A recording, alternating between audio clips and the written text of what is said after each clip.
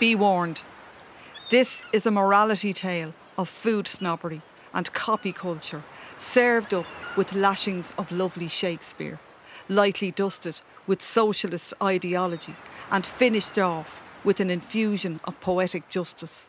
Don't you know?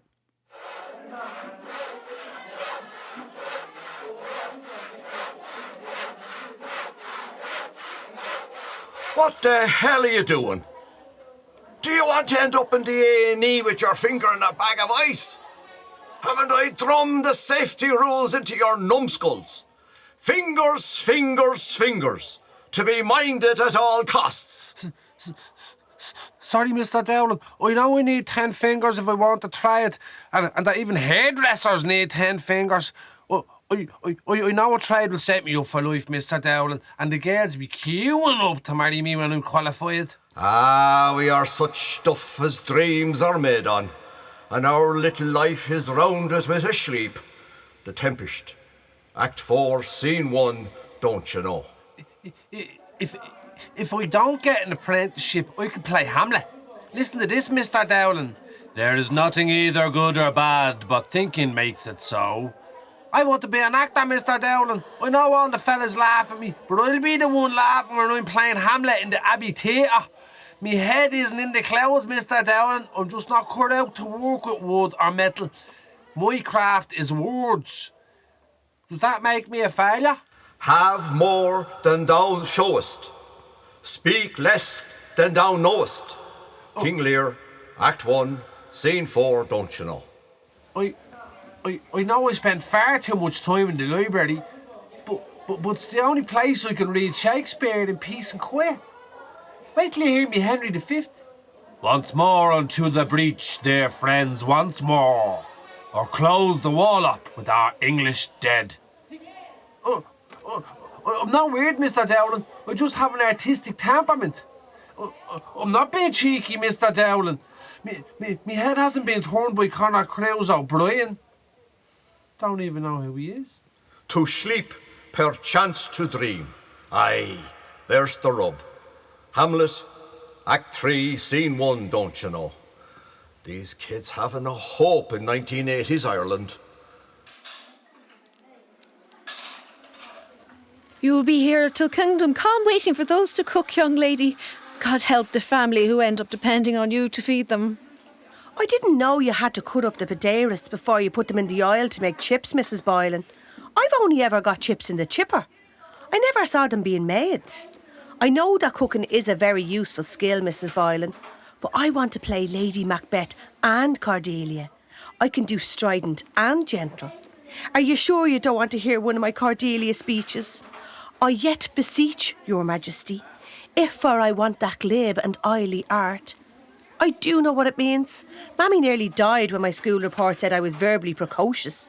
Thought was rude, she did. Oh, Jesus, Mary and Joseph and his Holy Mother. Have you been given back cheek, madam? She said. I love Shakespeare, Mrs. Boylan. I want to play to packed theatres. Even actors must eat, Ursula. Otherwise they'd be collapsing on stage. You wouldn't want that, would you? I'm good at learning speeches though, Mrs. Boylan. Would you like to hear one of my Shakespeare speeches? I'm very good, really I am. I learnt this from Much Ado About Nothing. What fire is in mine ears? Can this be true? Stand I condemned for pride and scorn so much. Sorry, Mrs. Boylan. I know Shakespeare won't cook the dinner for a hungry husband and children. Where's me dinner? But I want to be an actress. I want to be an independent woman. My head hasn't been torn by Nell McCafferty. I don't even know who she is. When we are born, we cry that we are come to this great stage of fools. King Lear, Act 4, Scene 5, don't you know? These kids haven't a hope in 1980s Ireland. As I walked by the dockside one evening so fair, to view the salt waters and take in the air, I heard an old fisherman singing a song. Oh, take me away, boys, my time is not long. Well, whiles I am a beggar, I will rail and say there is no sin but to be rich. And being rich, my virtue then shall be to say there is no vice but beggary. That's from King John, Act 2, Scene 1. Don't you know?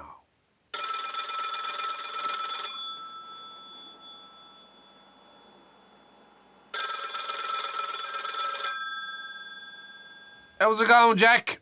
Have you got all me cordon bleu fishy wishes? You have? Fair play to you. Remember now, me customers only want the good stuff. I need plenty of turbot, langoustine and monkfish. And don't forget the John Dory. And the scallops. And while you're at it, could you keep an eye out for some sea urchin? That's becoming very popular. Putting it in the sushi there. Yeah, disgusting. I'd put it in the bin. But yeah, I know, you never let me down. See you in the market bright and early tomorrow then.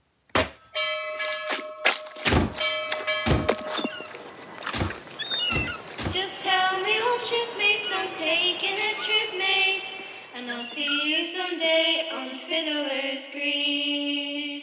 Quiet now. Are you ready, Ulick? 3, 2, 1, go. The culinary and shopping habits of the well-to-do take up a lot of column inches in the broadsheets and lifestyle magazines, not to mention airtime on vacuous daytime TV. If you are rich, you are a trendsetter whether you like it or not, and those who are consumed by climbing the greasy pole have their work cut out trying to keep up with you. It would seem that when it comes to the culinary delights of the rich and powerful, disgusting is the order of the day. Take Titus Andronicus, the eponymous character in Shakespeare's bloodiest play. He devised the ultimate revenge recipe. Children baked into a pie, whereof their mother daintily hath fed. Now, just to be clear, children baked in pies should be blackballed from all ethically sourced menus. But let's leave Titus Andronicus aside now and return to the 21st century. I am referring to such apparent delicacies as escargot, caviar, sweetbreads and ortolan, to name but a few stomach-churning examples. Let's call them out for what they are. Snails, fish eggs, thymus glands, and tiny, defenceless songbirds drowned in Armagnac. All bred for those who eat not to satisfy their hunger, but to satisfy their ego.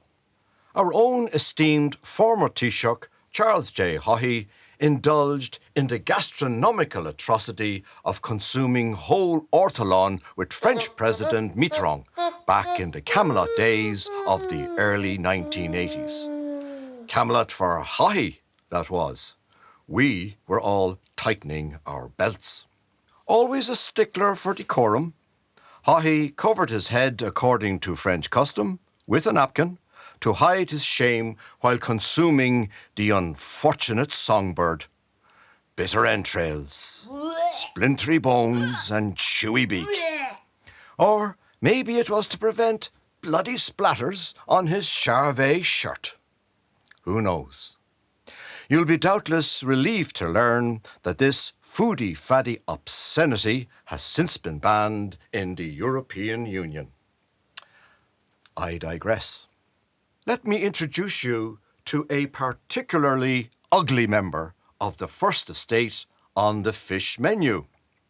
Mr. John Dory Esquire is a very expensive model, consumed by the well-heeled.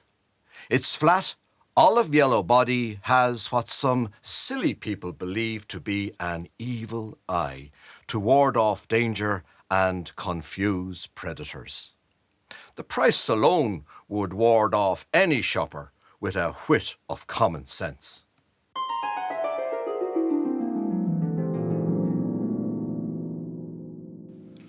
I won't have it, I tell you.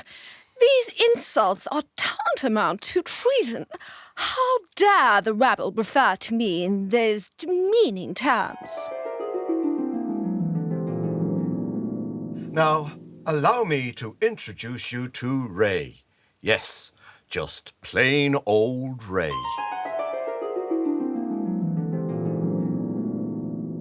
Ray! Yeah, that's me. Power to the people. Long live the proletariat.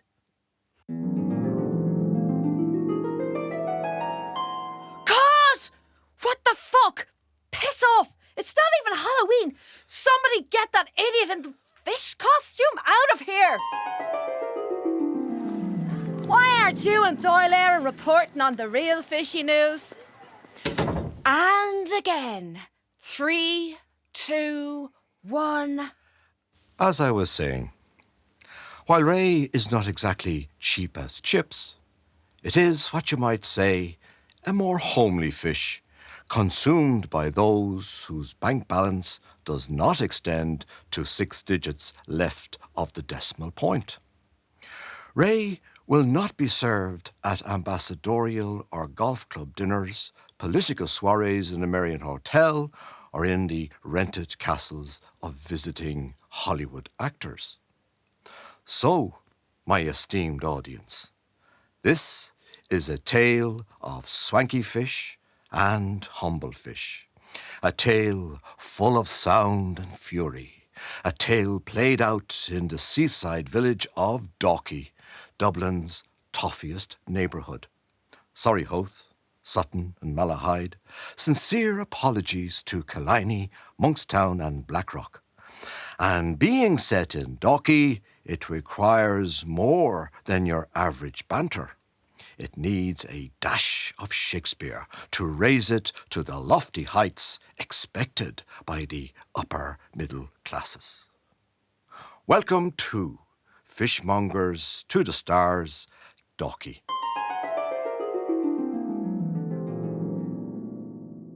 Ooh, what's the matter, you dissentious rogues, that rubbing the poor rich of your opinion make yourselves scabs? And cut! Jesus, our fish friend is back. As I walked by the dockside one evening so fair, to view the salt waters and take in the air. What can I get you, love? Do you have any Ray? Ray? Jesus, love, we wouldn't shift that around here. What do you mean? This is Dalkey, love, not Sally Noggin. Another day tripper trying to get a look at Matt Damon. Next thing they'll be wanting slot machines and bumper cars. There's that bleeding idiot again in the fish costume, hanging around here all morning. Even Dalkey has its share of mad jokes.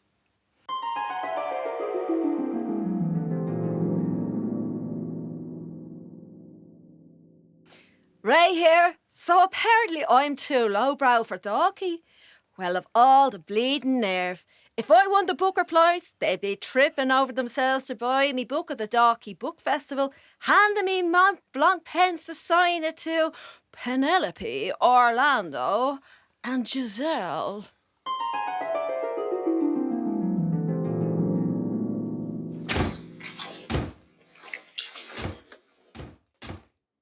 Anyway, are you telling me there's a social pecking order for fish around here? I wonder what people before profit would think about that. You may as well be back in the medieval times with the feudal pyramid keeping us all in their place. What do you mean? Would you believe that back then you were only allowed to eat foods according to your position in society? I'm serious. Imagine there being a law forbidding all of those on minimum wage from eating lobster under pain of death. And it's getting like that again. Except, of course, there's no laws now, only the unwritten ones. I mean, you won't see Leo or me haul shopping in Lidl or Aldi. I'm not making it up. I was looking at one of those history documentaries on BBC4 about the medieval diet, don't you know? Those peasants had to have their wits about them to stay alive. They classed anything as fish if it didn't live on land. Would you believe they ate porpoises and even beaver because it had a scaly tail and spent most of its time in the water? But the gas one was the barnacle goose. The barnacle goose? Yeah, the barnacle goose was on the menu as fish and fowl. They believed that the barnacle goose started life underwater as a barnacle, so they got to eat Goose on fast and non-fast days. Not a good time to be a barnacle goose, I can tell you. Clever, weren't they? Or clever at pretending to be stupid, I'd say. If Matt Damon said he liked porpoise or beaver, you'd be drowning in the orders. They'd be hanging from the rafters. But back to my question. Are you telling me there's a social pecking order for fish around here? Well, I suppose when you put it like that, well, yeah. They're very discerning in this neighbourhood, they are. All organic and exclusive. The harder it is to get, the more they want it. You should see the vegetables they have next door. Romanesco, kohlrabi, okra. You couldn't spell some of them, never mind how to do with them. What's wrong with peas and carrots or a good old head of cabbage? And of course, it's all bleeding sourdough bread nowadays. Every bleeding knobhead is making it when they're not doing a bit of topiary on their hedge funds or trying to make their intangible assets tangible. Have you ever tried that sourdough? Cut the bleed gums off you would. Can't bake the old turnover, we say. And begging your pardon, I'm no day tripper. I'd call myself more of a sophisticated, occasional visitor. I've come all the way from Rathfarnham, I'll have you know. If I wanted slot machines, I'd have gone to Bray. So, Mr. Uppity Fishmonger, what do you have then? What do the connoisseurs of Dalkey eat when they're not yachting, horse riding, or doing mindfulness? And can no one in this neighbourhood walk from A to B without a yoga mat under their rockster? And they talk to their dogs like they're real people. They'll be giving them their mobile phones next, adding them to Facebook and setting them up on Twitter or Tickety-Tock or whatever it's called. Anyway, what does Matt Damon buy? Well, madam, can I interest you in some monkfish cheeks, lobster, langoustine, or a lovely bit of John Dory? Jesus, the head on that. John Dory needs some serious cosmetic surgery. He should be unbotched. And who's John Dory when he's at home anyway? As I said, love, you can get all the ray you want in Sallynoggin and Ballybreck. Or the north side if you're feeling adventurous. John Dory is for the, how shall I put it, the more culinary adventurous. For those prepared to pay a little more for a better class of fish. No chance of an artisan fish finger then. Or how about a bit of smoked cod? Oh, I love a bit of battered smoked cod with chips and mushy peas and a big buttery slice of batch, all washed down with a lovely cup of tea. I wouldn't call the creamy auntie if you served that up to me. Do you think Matt Damon would like that? Or maybe he'd prefer a tuna melt with twirly fries? What do you think this is, a bleeding chipper?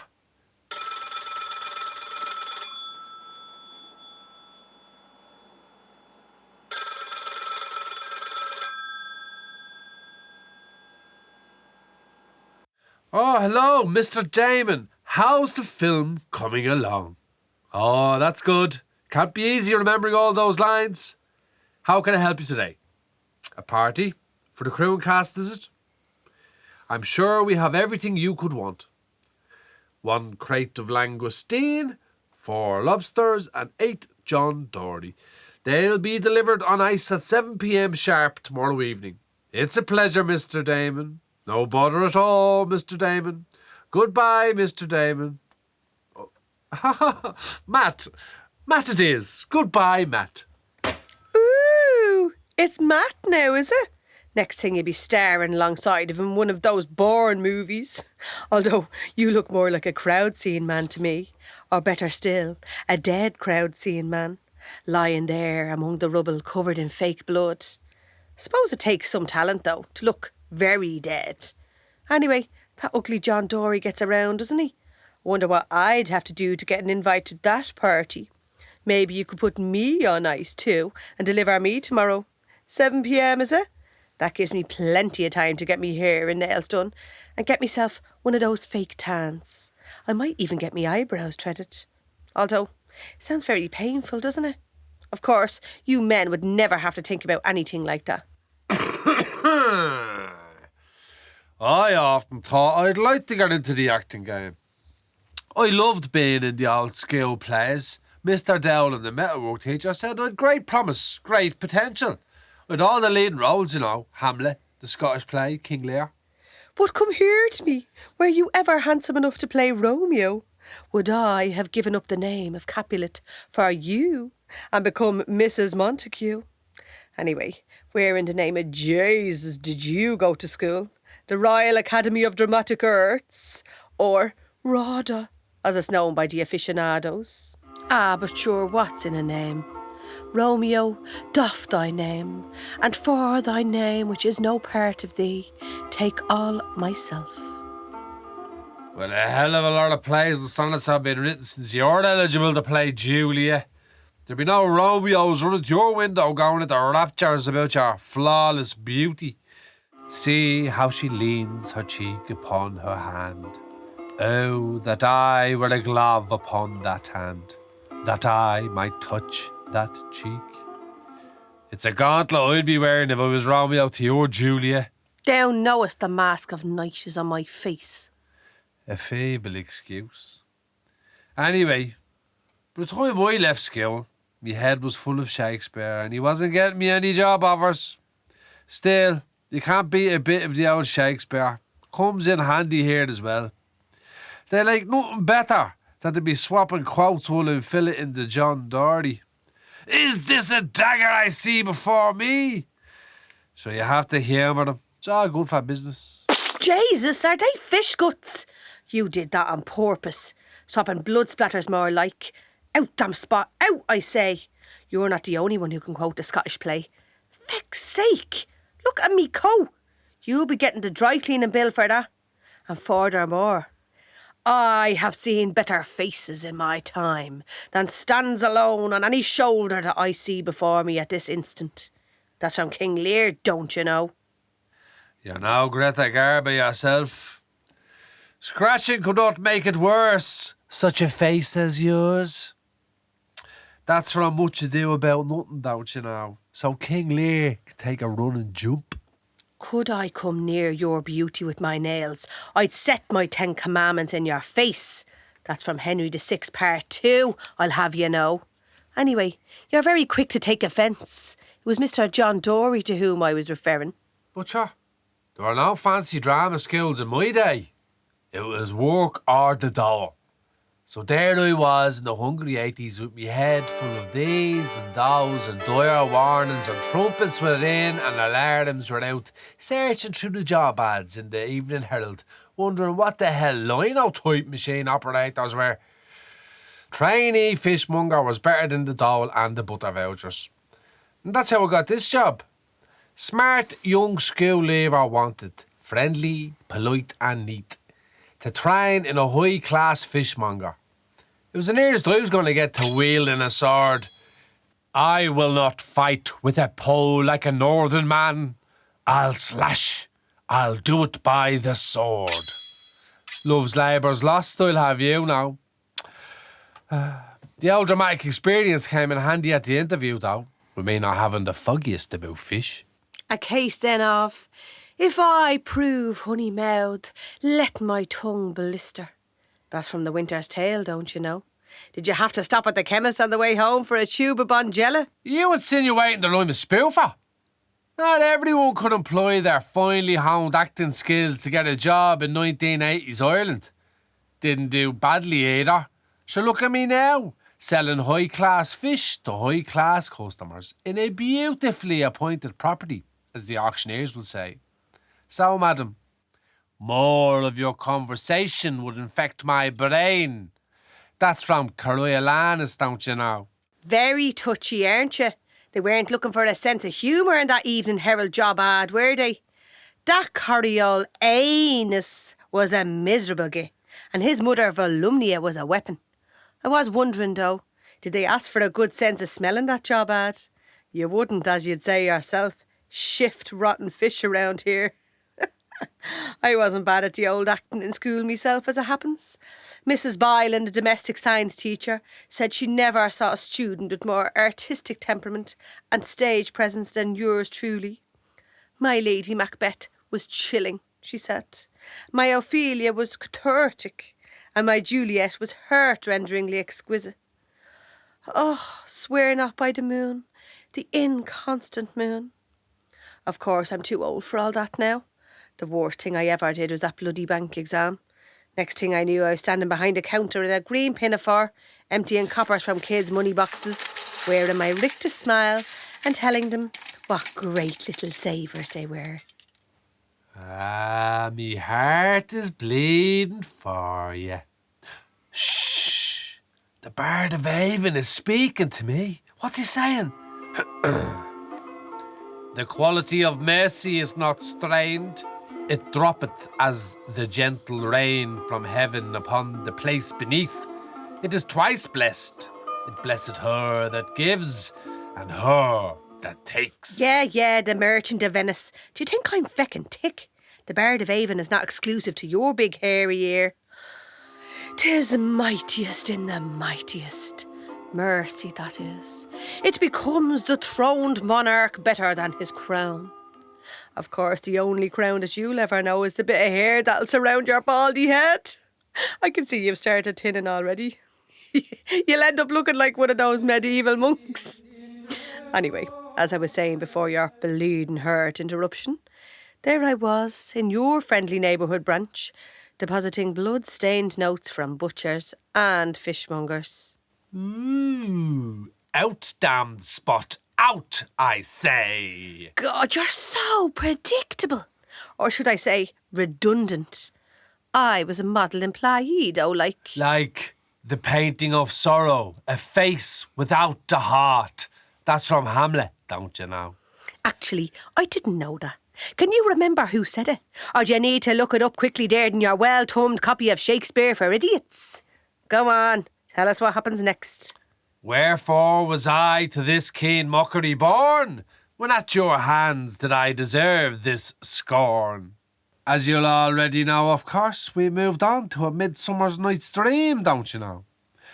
And anyway, it must have been a tragically beautiful sight behind the counter. The customers must have been moved to tears. Maybe they were, for all I know. I'll tell you one thing, though. I looked like the leading lady beside that bunch of chinless wonders in shiny suits and skinny ties. A right troupe of actors I ended up with. Like a dull actor now, I have forgot my part and I am out, even to a full disgrace. Coriolanus got it right there. They hadn't a spark of individuality that might ignite some excitement in a creative type like myself. It is a tale told by an idiot, full of sound and fury, signifying nothing. That's from the Scottish play, by the way. I beg your pardon. Are you calling me an idiot? That was a well-paid job, the bank. I ended up marrying the assistant manager. We met in the musical society, putting on the Pirates of Penzance we were. I was Mabel, the Major General's daughter, and he was in the chorus. Sure, he hadn't a note in his head. A false and dull-eyed fool, I'll bet. That's the Merchant of Venice, I'll have you know. I got a very nice pension for my troubles, though. Himself, the singer, died years ago on the golf course, just after getting a hole in one. It was probably an accident. The hole in one, I mean, because his golf was as good as his singing. A funny accident to die of, wasn't it? Even in death, he couldn't be adventurous. If he had frozen solid on an Arctic exploration, or crashed his single-seater plane over a live volcano, at least the obituary would have been interesting. But no, it just read, retired assistant bank manager and full-time recreational golfer. He was too dull to even die of boredom, God bless him. Many a good hanging prevents a bad marriage. 12th night, by the way. Were the golf club fees worth it then? Did his marriage to the fairways become his scaffold? Were you afraid to resume your acting career? I'll bet the offers came flooding in. Your agent must have been snowed under. Was it all darlings and lovies? You're a dark one, you are. Reading too much between the lines, I'd say. As it happens, I'm applying for a crowd scene part in Matt Damon's latest movie. The Last Duel, it's called. But sure, you'd know that already, seeing as how you're such good friends and on first name terms and all that. It's set in medieval France, don't you know? And they'll need plenty of old ugly codgers for the crowd scenes. You should apply. You'd be magnificent in tights. Do you know what? Now that I'm here, I'm getting a real longing on me for a few prawns. I'll treat myself to a prawn cocktail for tea.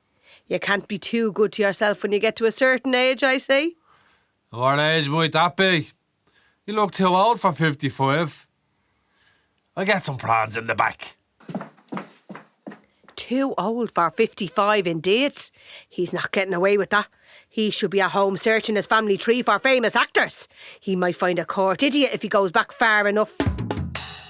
Just tell me, old shipmates, I'm taking a trip, mates, and I'll see you someday on Fiddler's Green. Shush, everyone. Ready? 3, 2, 1. And now, dear audience, the juicy worm on the symbolic hook will do a splendid 360-degree turn, causing a tsunami of uncertainty, and yet a strange compliance among the people watchers and people copiers. The sound will ring of sycophancy. The fury will smack of the dull thud of a dead fish on a filleting board.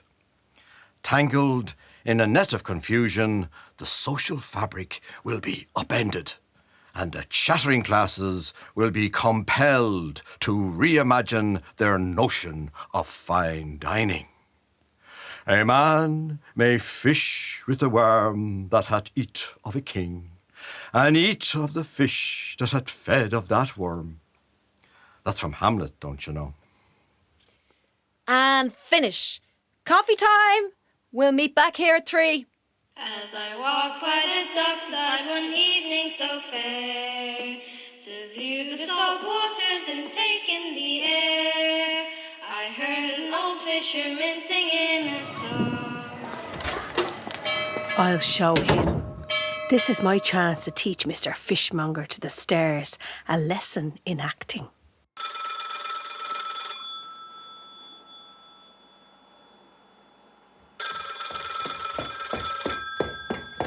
Hello, Fishmongers to the Stars, Ursula speaking. How can I help you? Hi, Ursula. Matt Damon here. Is Tom there? I placed an order earlier, but I've more guests coming than I thought, so I'd like to get another 8 John Dory, please. Hello, Matt. I'm Tom's wife. I love your movies, and I think you're gorgeous.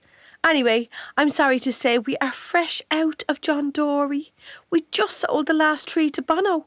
He must be having a bash as well. It's a wonder he's not going to yours. Is Van Morrison going to yours? Or Enya, maybe? Sure, maybe yous could all join up on Zoom and make one big party. Anyway, I read on Wikipedia that the John Dory has an evil eye. Who'd want to be giving that to their guests? God, would you listen to me rabbiting on and speaking out of turn? But come here, Matt. Can I recommend another fine fish loved by all the Irish Epicureans and celebrity chefs?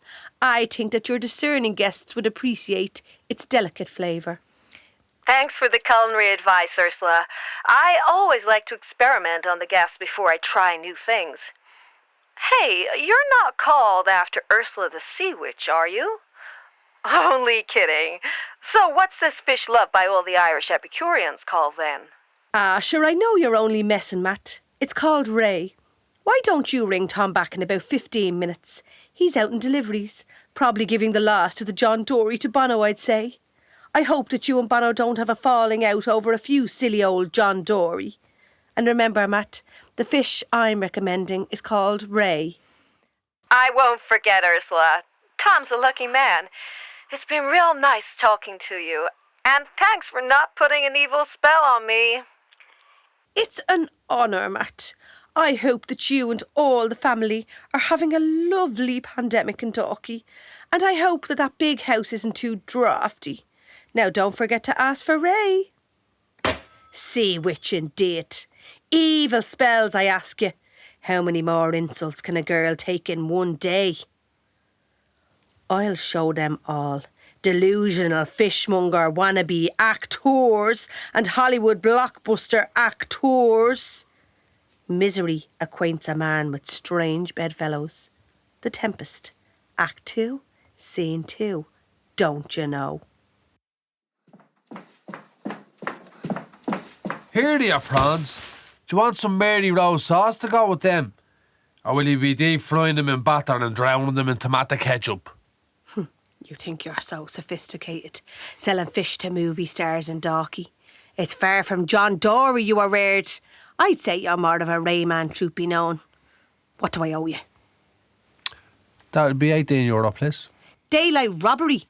You'd think this was a Michelin-starred restaurant or feckin' Harrods. I'd want them served to me on a silver platter by Matt Damon himself for that price. Here you are. You won't be seeing me back here anytime soon.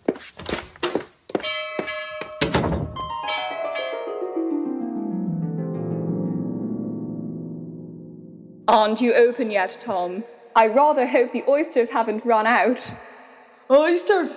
Your porpoise is all the rage now. 'Tis fair from porpoise, you are reared.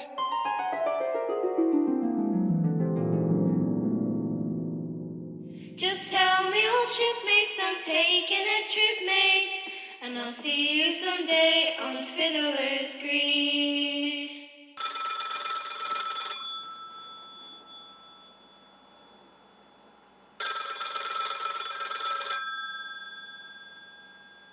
Hello, Mr. Damon. I mean, Matt. What can I do for you? Hi, Tom. I'm having a few more guests, and I need to add more fish to that order. What would you like, Matt? We have some lovely monkfish, swordfish, oysters, turbot. What I would really like, Tom, is that legendary Irish delicacy. Ray, I believe it's called. I'd like to try it on my guests.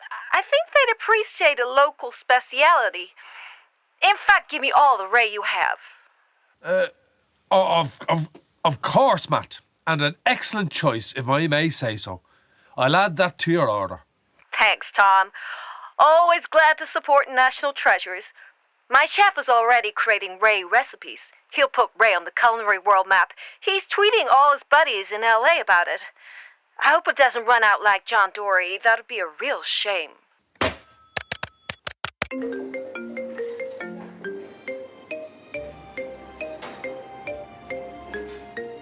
Damo's Chirpy, Sally Noggin. Hey, Damo. It's Tom here. Could you do us a favour? Could you give me all the Ray you have in stock? I'll pay a double and throw in 8 John Dory. John Dory? What would I be doing with 8 John Dory? I wouldn't ship them round here, Tom. This is Sally Noggin, not Dalkey. Why do you want all that Ray anyway? Is there something I should know? Let's just say, Damo, that your Chirpy Chippy menu is on the verge of getting a Michelin star. Ray is in. John Dory is out. That's fashion for you. Anyway, I need it for his nibs. Matt Damon, no less. Ah, Matt the man. Why doesn't he come to the Chirpy Chippy himself? We'd give him a great welcome, we would. Only messing. Although he could click and collect. I'll take the price of the Ray, though. I'll see you soon then, Tom, and very nice doing business with you. Do you want Ray now? When the afternoon show on RTE gets wind of this strange, fishy tale told by an idiot full of sound and fury signifying nothing, the upper middle classes will be queuing down the road for it. Once they hear Matt Damon is eating it, they'll be washing it down with Veuve Clicquot. Christ, if you want the battered next.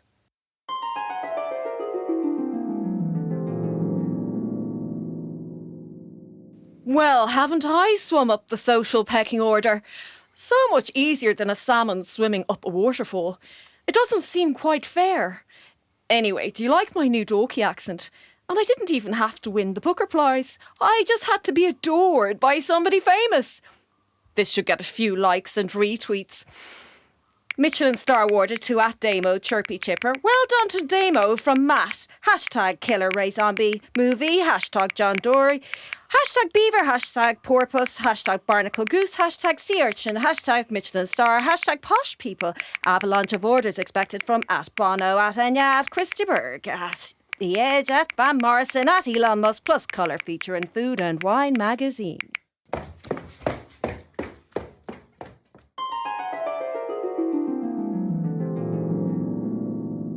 I must have some of that Ray. I was looking for the John Dory. I hear Rick Stein is coming to Dalkey.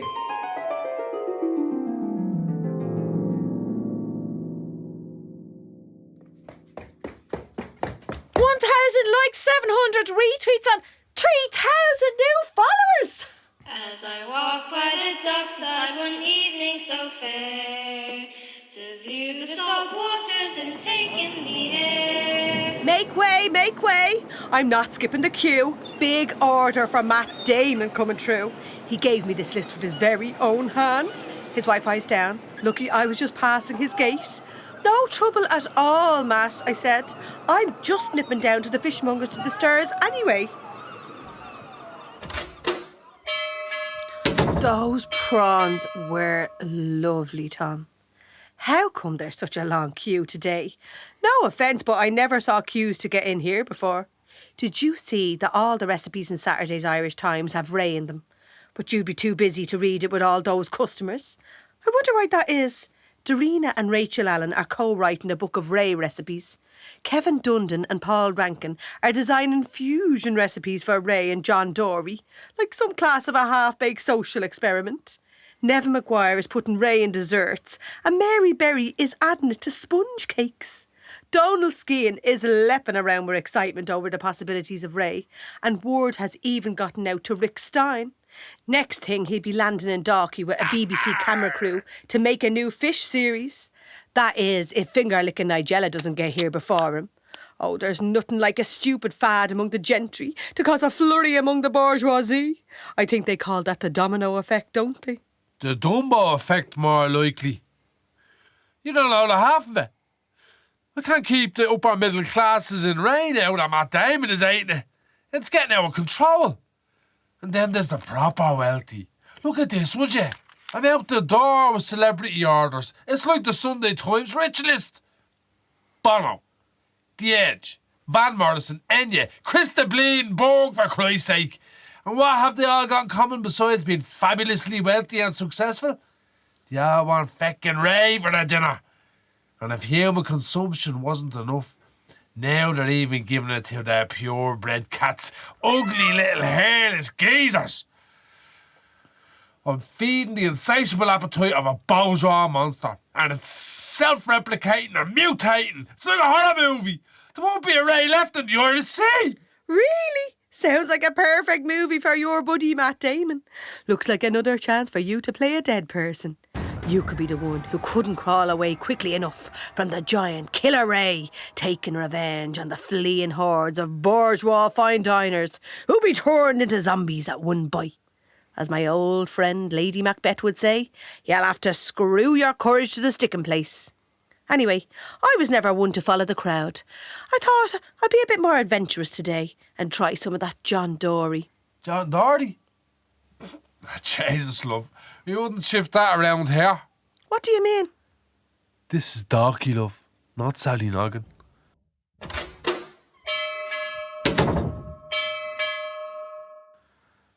Hashtag food snobbery. Hashtag middle class stupidity.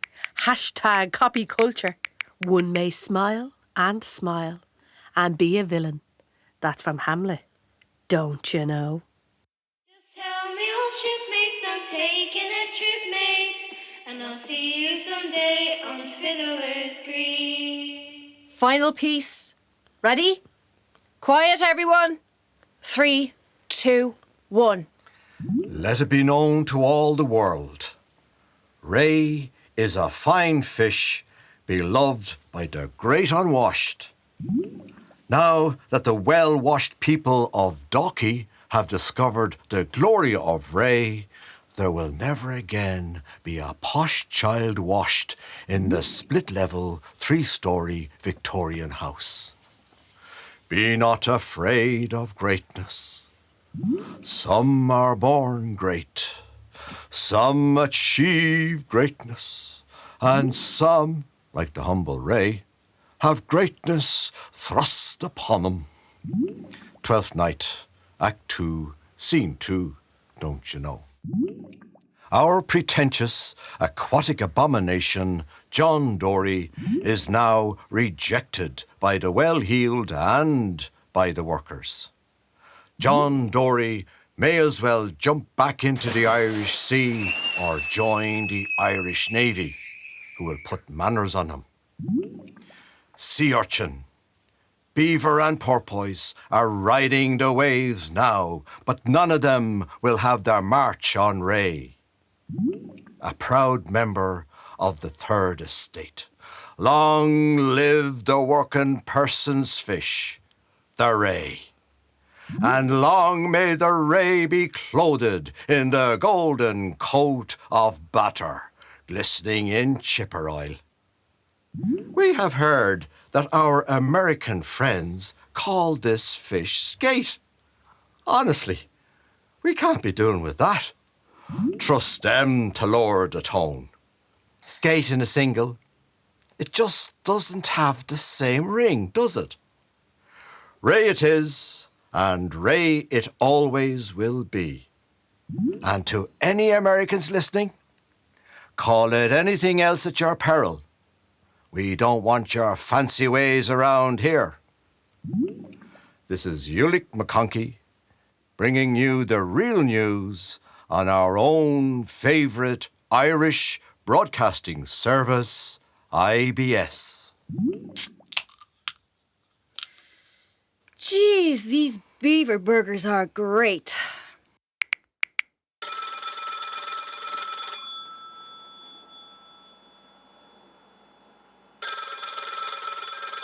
Hey, Tom. Matt here. I'd like to order a dozen beavers, please. I'm having a barbecue this weekend. My chef has come up with a really cool recipe for beaver burgers and sourdough wraps. Oh, what fools these mortals be. A midsummer's night dream, don't you know? And so, from hour to hour, we ripe and ripe. And then from hour to hour, we rot and rot. And thereby hangs a fishy tale. As You Like It, Act 2, Scene 7. Don't you know?